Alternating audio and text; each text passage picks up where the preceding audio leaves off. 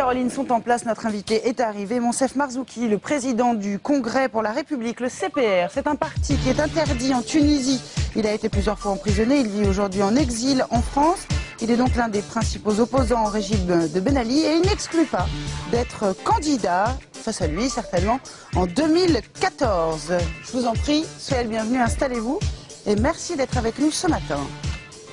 Bonjour. Bonjour.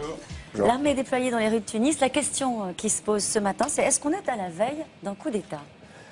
Vous connaissez la parole de Hannah Arendt qui disait que dans les dictatures, tout va bien jusqu'au dernier quart d'heure. Donc le dernier quart d'heure, c'était il y a 4 semaines. Tout allait bien. La Tunisie est un pays pacifique, un pays magnifique, etc., etc. Et puis tout s'est effondré. Ça fait 4 semaines, effectivement, que le peuple est dans la rue.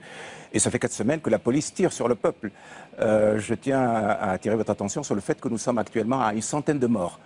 La chose la plus grave, c'est qu'actuellement, les forces de police, les spéciales, qui tirent sur la population avec ordre de tuer, c'est-à-dire qu'on ne tire pas dans les jambes, mais on tire directement dans la poitrine. Donc, on les appelle les brigades noires.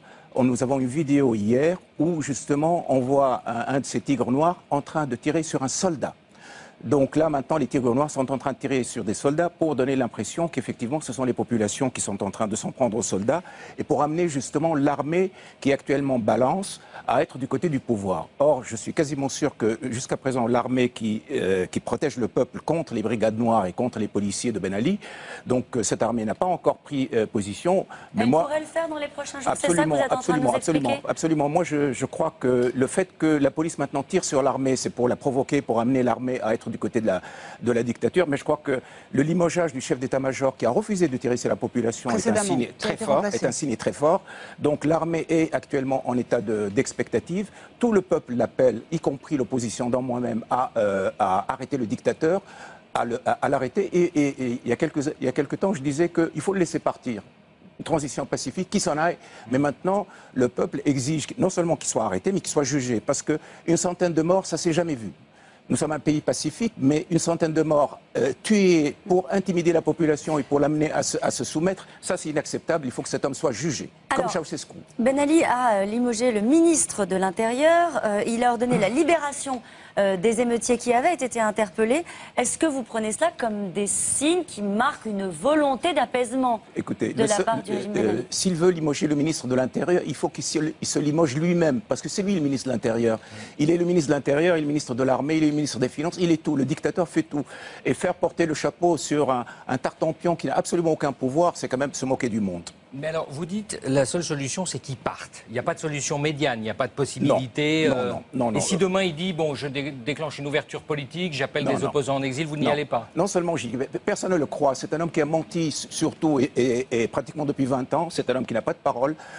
C'est un homme auquel personne ne fait confiance. Et je crois que il n'y a pas moyen, avec un dictateur, d'ouvrir un dialogue. Écoutez, c'est un dictateur. Il faut l'accepter. Il faut accepter que c'est un dictateur. Or, est-ce que vous avez vu un dictateur réformable? Est-ce qu'un Staline, un Hitler, un Ceausescu, un Pol Pot ont été réformables? Ce sont des psychopathologies très particulières.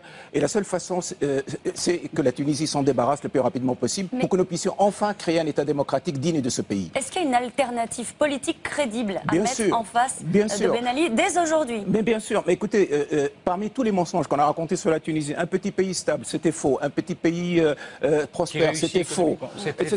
Et parmi les mensonges qu'on raconte, c'est qu'il n'y a pas d'alternative à Ben Ali. Mais bien sûr, il y a des hommes et des femmes d'une grande qualité intellectuelle et morale qui sont capables demain de gérer le pays. Simplement, il faut qu'il y ait une transition démocratique, que les partis puissent s'organiser et que le peuple tunisien ait enfin son droit à la parole. Et c'est lui de choisir son leader. C'est pas à des officines de renseignement étrangères ou c'est pas à la rue d'imposer. C'est au peuple tunisien, enfin, depuis 20 ans qu'on lui promet la démocratie, de choisir librement ses leaders dans des élections libres et honnêtes, comme ça se passe partout dans le monde. Alors, si je pose la question, quelle est l'alternative à Sarkozy? Tout le monde va trouver la question idiote. Il va dire, mais c'est la personne que les Français choisiront. Pour les Tunisiens, c'est pareil, nous sommes pareils. L'alternative à Ben Ali... Vous dites qu'on est en dictature en Tunisie, c'est pas le cas en France. Oui, mais justement, les deux régimes, visiblement. Non, mais je veux dire qu'aujourd'hui, nous avons aussi le droit à la démocratie. La démocratie est un droit. Les Tunisiens ont droit à la démocratie, ont droit à des élections libres et honnêtes, et ont droit à choisir leur président. Ce n'est pas à des officines étrangères, ce n'est pas à la rue, et ce n'est même pas à l'armée de décider qui gouvernera la Tunisie plus tard. L'armée doit organiser simplement une transition démocratique, et on doit redonner au peuple sa souveraineté qui a été confisquée par cet homme, par ce dictateur, depuis maintenant 23 ans. Alors, autre sujet important qui fait débat ici maintenant depuis quelques jours, comment vous expliquez le silence des autorités françaises, voire la mansuétude du pouvoir politique français à l'égard de Ben Ali. Qui refuse d'employer le mot de dictature. Oui, les Européens sont absolument obnubilés par le danger islamiste. Je ne dis pas que ce danger n'existe pas, il existe. Simplement, dans le cas de la Tunisie, il a été absolument, je dirais, ça a servi d'épouvantail. Ça a permis d'accepter tout. Au nom de ce danger islamiste, les Européens ont accepté que nous soyons gouvernés par des dictatures mafieuses, par des dictatures qui nous ont ramenés là où on est. Mais attendez, ceux qui lutteront réellement contre le danger islamiste, ce sont les démocrates qui, en faisant du développement réel, en faisant de la démocratie réelle, etc., pourront un peu encadrer tous ces jeunes qui ne demandent qu'à travailler, etc. Or, le régime de corruption et de brutalité que cet homme a imposé fait le lit de l'islamisme. C'est pour protester contre... Si vous voulez, l'islamisme, c'est une mauvaise réponse à une bonne question. C'est une mauvaise réponse à une bonne... La question, c'est comment faire pour se développer. Il y a des jeunes qui disent, bon, c'est l'islam. Nous sommes en train de leur proposer une autre voie, la démocratie, les droits de l'homme, etc. Mais en combattant les démocrates, les militants des droits de l'homme, en combattant les islamistes modérés, qu'est-ce qui reste à ces jeunes? Il reste, eh bien, évidemment, le djihad. Alors, Monsef Marzouki, le rempart contre l'islamisme, c'était effectivement un des prétextes invoqués par les autorités françaises. Oui. Mais est-ce qu'il y a d'autres raisons pour expliquer cette espèce de silence des autorités françaises quant à ce qui se passe en Tunisie? Est-ce que c'est la seule raison? Non, les raisons sont complexes. Ça va des plus simples aux plus complexes, depuis les petites amitiés, n'est-ce pas? Parce qu'il ne faut pas croire que la corruption, c'est uniquement un phénomène arabe. Hein. Donc ça va des petites amitiés. C'est quoi les petites amitiés? Écoutez, oui, en Tunisie, beaucoup d'hommes occidentaux sont reçus royalement, etc. Et je pense que ça laisse des traces. Vous pensez à qui? Allons-y vraiment. Non, je ne veux pas citer de nom. Mais la petite corruption existe. Le danger islamiste est un grand prétexte. Le fait que cet homme a accepté d'être un peu un supplétif, d'être le gardien de la frontière sud de l'Europe en arrêtant les vagues d'immigration africaine. Il y a des prisons secrètes pour les Africains actuellement qui sont arrêtés parce que c'est considéré comme la ligne de défense de l'Europe. Et j'irais même jusqu'à dire quelque chose de terrible, c'est peut-être un peu de culturalisme pour ne pas dire du racisme. La démocratie, c'est pas pour les Arabes.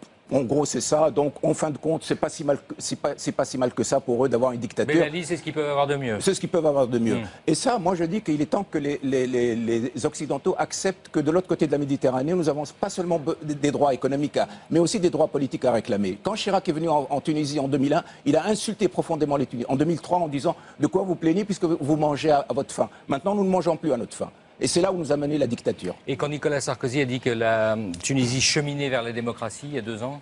À mon avis, je ne sais pas où il a vu ça, parce que cet homme a mis la Tunisie dans un processus dictatorial depuis 20 ans. C'est-à-dire que nous avions un certain nombre de libertés dans les années 80, sous Bourguiba, qu'il a confisqué, entièrement confisqué. Mais on a le sentiment que vous rejetez tout ce qui a été fait. Quand même, la condition des femmes en Tunisie, c'est à mettre au crédit de Ben Ali? Pas du tout. La condition des femmes a été mise dans le crédit de Bourguiba. Et même avant Bourguiba, la société tunisienne a commencé à changer bien avant Bourguiba. Et Bourguiba n'a fait que, si vous voulez, suivre le chemin. Ben Ali n'a absolument rien à voir là-dedans. Au contraire, je dirais que le problème, il a tellement manipulé et instrumentalisé la cause des femmes qu'aujourd'hui, malheureusement, il peut y avoir, je dirais, un amalgame dans la tête des gens, féminisme égale dictature. Et ça, c'est très dangereux. C'est pour ça que moi, je suis très content que nous avons beaucoup de femmes dans le mouvement démocrate qui disent arrêtez d'instrumentaliser la cause des femmes en Tunisie. Il y a 600 000 Tunisiens en France. Qu'est-ce que vous Il y a quelque chose comme 200 000, entre 200 000 et 300 000. C'était des chiffres qu'on a trouvés ce matin, mais je vous fais confiance, bien entendu. 200 000 Tunisiens en France. Peut-être un peu plus. Bon, on se met d'accord sur un chiffre, on va dire 200 000. Qu'est-ce que vous leur dites ce matin? Je leur dis, les Tunisiens en France vivent sous la terreur. Et le chantage, c'est le chantage au passeport. Ça, c'est un chantage qui était extraordinaire. C'est-à-dire qu'ils vivent tous dans la crainte de ne pas voir leur passeport renouvelé. Ils sont terrés. Je leur dis aujourd'hui, arrêtez d'avoir peur. En Tunisie, ils n'ont plus peur. Ici, ils n'ont plus peur. Vous aurez vos passeports. L'État démocratique va vous redonner votre droit à la circulation. Personne ne vous fera plus jamais le chantage au passeport. Donc, vous aussi, joignez la population tunisienne pour ce dernier combat contre la dictature. Ben Ali, c'est une espèce de dent qui est en train de tomber. Il va falloir l'arracher. Ça va être douloureux, mais après, au moins, il aura une bouche saine.